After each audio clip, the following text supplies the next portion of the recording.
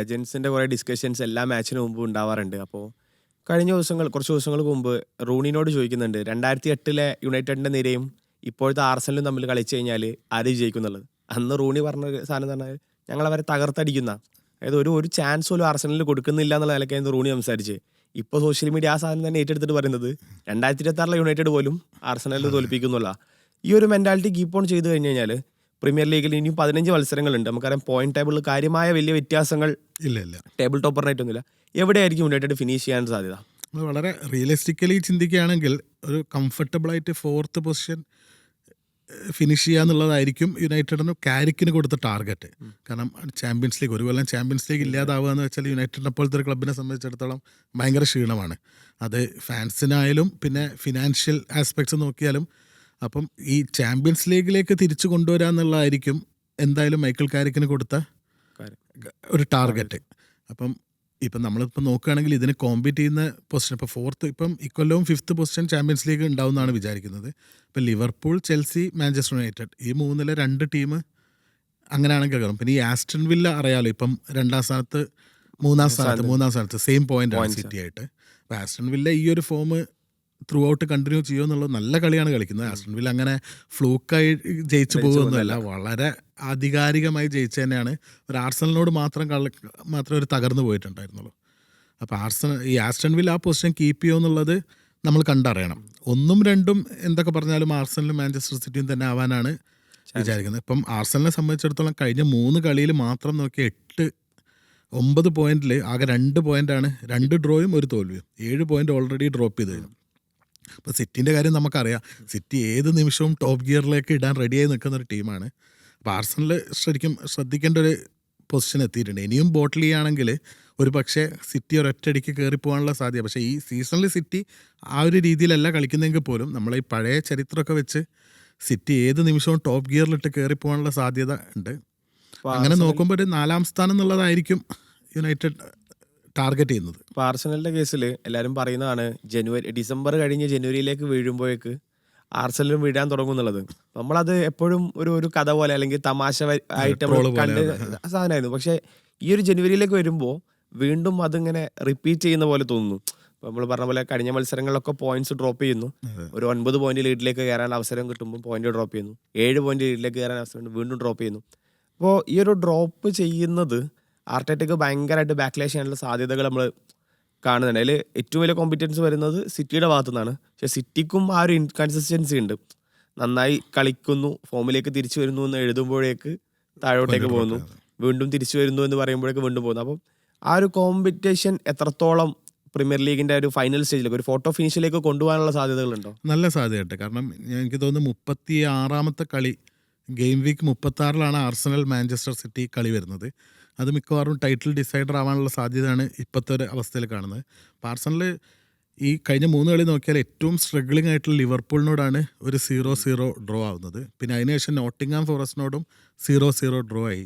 അപ്പോൾ അത് ഒരു ടൈറ്റിൽ അടിക്കാൻ പോകുന്ന ഒരു ടീമിൻ്റെ കോൺഫിഡൻസിനൊരു, പക്ഷേ ഈ ചാമ്പ്യൻസ് ലീഗിലൊക്കെ നല്ല കളി കളിക്കുന്നുണ്ടെങ്കിൽ പോലും ഇപ്പോൾ EPL കൂടുതൽ ടീമുകൾ അവരുടെ ആ ഒരു ഗെയിം റീഡ് ചെയ്ത് തുടങ്ങിയോ എന്ന് സംശയിക്കേണ്ടിയിരിക്കുന്നു. പിന്നെ ഇപ്പം നമ്മൾ ആർസനൽ നോക്കിയാൽ ഇപ്പോൾ ഈ ഓപ്പൺ പ്ലേ ഗോളുകൾ വളരെ കുറവാണ്. ഇപ്പോൾ കഴിഞ്ഞ EPL 3 കളിയിൽ ഒരേ ഒരു ഓപ്പൺ ഗോൾ വന്നത് ഈ ഓൺ ഗോളാണ്, ഈ ലിസാൻഡ്രോ മാർട്ടിനസ്. ഇപ്പം നമ്മൾ ഇന്നലെ കളി നോക്കിയാലും ആർസനലിൻ്റെ ചാൻസുകളെല്ലാം സെറ്റ് പീസുകൾ നിന്നാണ് വരുന്നത്. അതും ഒരു അറ്റാക്കിങ് നോക്കുകയാണെങ്കിൽ സാക്ക എന്ന് പറഞ്ഞ ഒരാളെ ഫോക്കസ് ചെയ്തുകൊണ്ടാണ് അവരുടെ കളി. ലെഫ്റ്റ് വിങ് വളരെ ഡെഡായിരുന്നു ഇന്നലെയൊക്കെ.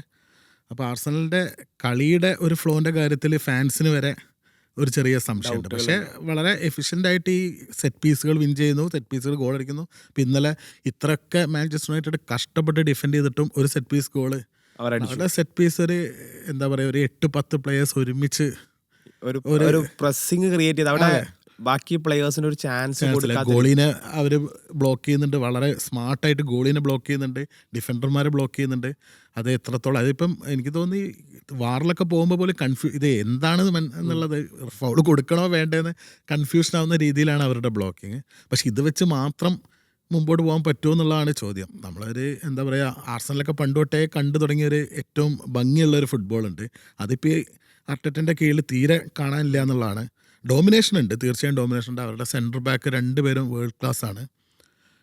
രണ്ട് മിഡ്ഫീൽഡേഴ്സും വളരെ നല്ല രീതിയിൽ കളിക്കുന്നു. പക്ഷേ ഇത്രയ്ക്ക് ടാലൻ്റ് ഉണ്ടായിട്ടും അതിന് പറ്റിയ രീതിയിലൊരു അറ്റാക്കിംഗ് പ്ലേ കാണുന്നില്ല എന്നുള്ളത് ഒരു സത്യമാണ്. പാർട്ടേറ്റ പറയുന്ന പോലെ ഞങ്ങൾ എങ്ങനെ കളിക്കുന്നു എന്നല്ല, എന്തിനു വേണ്ടി കളിക്കുന്നു എന്നുള്ളതാണ്. ആ 3 പോയിന്റാണ് വാലിഡ്. ആ 3 പോയിന്റ് ഞങ്ങൾ നേടുന്നു എന്നുള്ളതാണ് ആൾ പറയുന്നത്. സുന്ദര ഫുട്ബോളൊന്നും ആളുടെ ഒരു കൺസെപ്റ്റിൽ ഇല്ലാന്ന് തോന്നുന്നു. എങ്ങനെയെങ്കിലും ഗോൾ അടിക്കുക, മത്സരം വിജയിക്കുക, കിരീടം എത്തിക്കുക എന്നുള്ളതാണ്. കാരണം EPL ജയിച്ചു കഴിഞ്ഞാൽ ഈ പറയുന്ന കാര്യമൊക്കെ എല്ലാവരും സപ്പോർട്ട് ചെയ്യും. പക്ഷേ ഏതെങ്കിലും പോയിന്റിൽ കളി മോശമാകുമ്പോൾ പിന്നെ ആ ഫോക്കസ് മൊത്തം പോകുന്നത് ഗെയിം സ്റ്റൈലിലേക്കായിരിക്കും. കാരണം അവർക്ക് വേണ്ട എല്ലാ പൊസിഷനിലേക്കും ആളുകളെ വാങ്ങി കഴിഞ്ഞിരിക്കുന്നു. ഇനിയൊരു പറയാനൊരു എക്സ്ക്യൂസ് ഇല്ല. അപ്പം യോക്കറസിനെ എത്തിക്കുന്നു, ടോട്ടനത്തിലേക്ക് പോകുന്നതിന് എസ്എയെ കൊണ്ടുവരുന്നു. പക്ഷെ അതൊന്നും പല മത്സരങ്ങളിലും അവർക്കൊരു ഇമ്പാക്ട്ഫുൾ ആയിട്ട് അല്ലെങ്കിൽ ഗ്രൗണ്ടിൽ കാണിക്കാൻ പറ്റാത്തൊരവസ്ഥയിലേക്ക് അവരുടെ അറ്റാക്കിംഗ് സൈഡ് പോകുന്നുണ്ട്. എന്നും സാക്കയെ ഫോക്കസ് ചെയ്ത് പോകുമ്പോൾ സാക്കയെ പൊട്ടിക്കഴിഞ്ഞ് കഴിഞ്ഞാൽ ആർസണൽ അറ്റാക്കിൻ്റെ ത്രെറ്റ് ഒഴിയുന്നു എന്നുള്ളതാണ്. അത് സിറ്റിയോടുള്ള ആ ഒരു മത്സരത്തിലും അതുപോലെ തന്നെ പോയി കഴിഞ്ഞ് കഴിഞ്ഞാൽ ഒരുപക്ഷെ ഈ പറഞ്ഞ പോലെ ടൈറ്റിൽ ഡിസൈഡർ ആ ഒരു മാച്ചായി മാറിയേക്കാം. സിറ്റിക്ക് മുന്നോട്ടേക്ക് ഒരു അഡ്വാൻറ്റേജ് കൊടുക്കാനുള്ള സാധ്യതകളുണ്ടോ? അതെ, ഇപ്പോൾ നമ്മൾ സാക്കേൻ്റെ കാര്യം പറഞ്ഞപ്പോൾ ഇന്നലെ ലൂക്ക് ഷോ എന്താ പറയുക, ഫുൾ ബോഡി ഇട്ടിട്ടാണ് സാക്കയുടെ ക്രോസുകൾ തടഞ്ഞുകൊണ്ടിരുന്നത്. അപ്പോൾ അതുപോലെ ഇനി വരുന്ന കളികളിലും സാക്കനെ മുഴുവനായിട്ട് ബ്ലോക്ക് ചെയ്യാനൊരു 1-2 പ്ലെയേഴ്സിനെ വെച്ചിട്ട് സാക്കനെ ബ്ലോക്ക് ചെയ്യാൻ പറ്റിയാൽ അതിൻ്റെ ഒരു പ്ലാൻ ബി എന്താണെന്നുള്ളത് ഒരു ചോദ്യം തന്നെയാണ്. ഇപ്പം സിറ്റിയുടെ കളിയൊക്കെ കാണുമ്പോൾ നമുക്കറിയാം, സിറ്റി നമുക്ക് എത്ര മോശം എന്ന് പറഞ്ഞാലും സിറ്റി ഒരുപാട് സോഴ്സുകളാണ്. ഇപ്പോൾ സെമന്യോ കൂടി വന്ന്, അപ്പോൾ ഒരാളിപ്പോൾ ഹാലൻഡ് ഡൗൺ ആയാലും അവർക്ക് ഗോൾ അടിക്കാൻ ഒരുപാട് സോഴ്സുകൾ സാധാരണ രീതിയിലുണ്ട്. അപ്പോൾ ആർസണലിൻ്റെ ഒരു ചെറിയൊരു പ്രശ്നം ഇതാണ്. ഇപ്പോൾ ആർസണലിൻ്റെ പുതിയ സൈനിങ്സിൽ സുബിമെൻഡി മാത്രമേ സ്ഥിരമായി കളി. ഇപ്പോൾ ഗ്യോക്രസ് ഇന്നലെ വന്നതിന് ശേഷവും ഗ്യോക്രസ് ഗോൾ വളരെ കുറവാണ് അടിച്ചത്. അല്ല ഇൻവോൾവ്മെൻറ്റും വളരെ, അതുകൊണ്ട് ഇന്നലെ ഗബ്രിയൽ ജീസസിന് സ്റ്റാർട്ട് ചെയ്തത് തന്നെ അതുകൊണ്ടാണ്. ആ ഒരു കളിയുടെ ഫ്ലോ ഗ്യോക്കറസിൻ്റെ നിന്ന് കിട്ടും, അത്ര ഒരു ഫ്ലോ കിട്ടാത്തതുകൊണ്ടാണ് ഗബ്രിയൽ ജീസസ്. പക്ഷേ ഗബ്രിയൽ ജീസസും ഇന്നലെ ഒന്നും ചെയ്യാൻ പറ്റിയിട്ടില്ല. അപ്പം നമുക്ക് ഒരു പ്ലാൻ ബ്ലോക്ക് ചെയ്യുമ്പോൾ ഒരു പ്ലാൻ ബി എന്നുള്ള, ഇപ്പം സെറ്റ് പീസ് മാത്രം കൊണ്ട് ഇനിയും 15 EPL കളിയുണ്ട്. ഇപ്പം എല്ലാ ടീമുകൾക്കും അറിയാം ആർസണലിൻ്റെ സ്ട്രെങ്ത് എന്താണെന്ന്. പക്ഷെ എന്നിട്ടും ആർസണൽ അടിക്കുന്നു എന്നുള്ളത് വേറെ കാര്യം. അത് അവരുടെ ആ ഒരു ഫിസിക്കൽ ഡോമിനേഷനും അതൊക്കെ കൊണ്ടാണ്. പക്ഷേ ഈ കഴിഞ്ഞ 3 കളികളിൽ ഞാൻ ഈ പറഞ്ഞ പോലെ ഒരൊറ്റ ഓപ്പൺ പ്ലേ ആണ് ഗോളിലേക്ക് വന്നത്.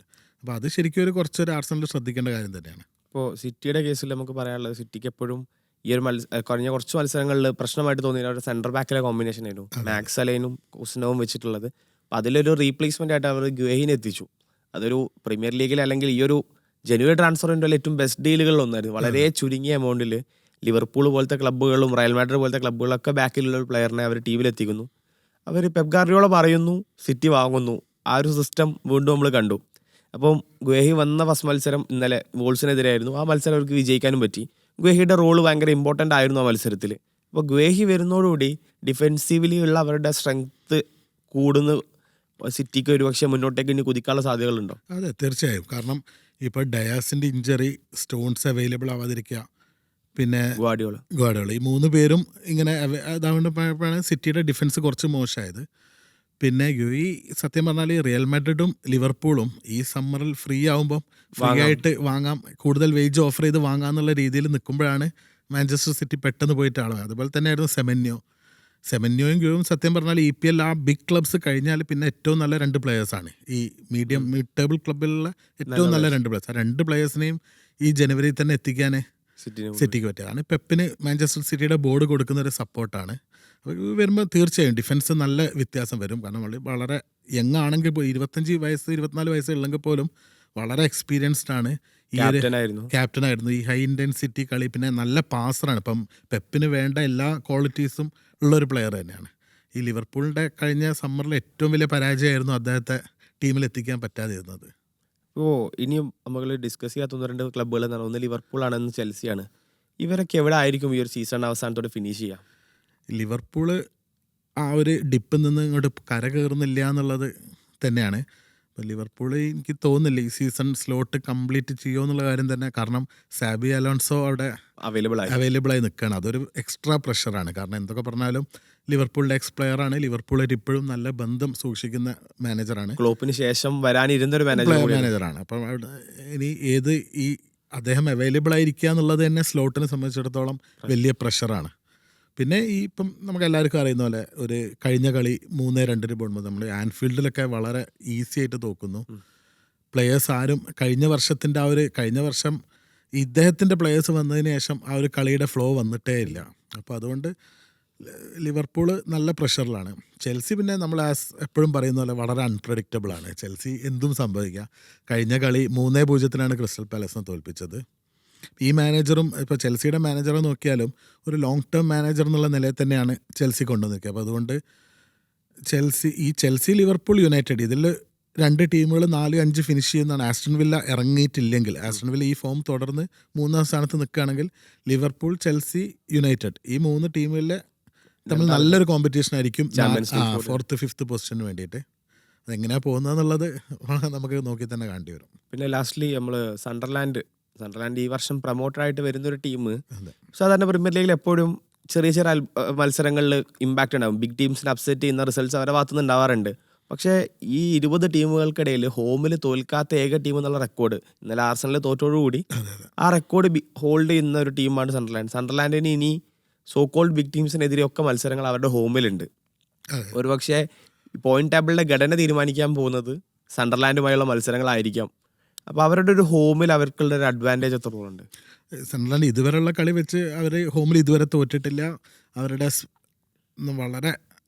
സ്പിരിറ്റും അവരുടെ ഇപ്പോൾ ചാക്ക ഇഞ്ചേർഡ് ആയിട്ടതിന് ശേഷമാണെന്ന് തോന്നുന്നു അവർ 2-3 കളി ഡിപ്പാകാൻ തുടങ്ങിയത്.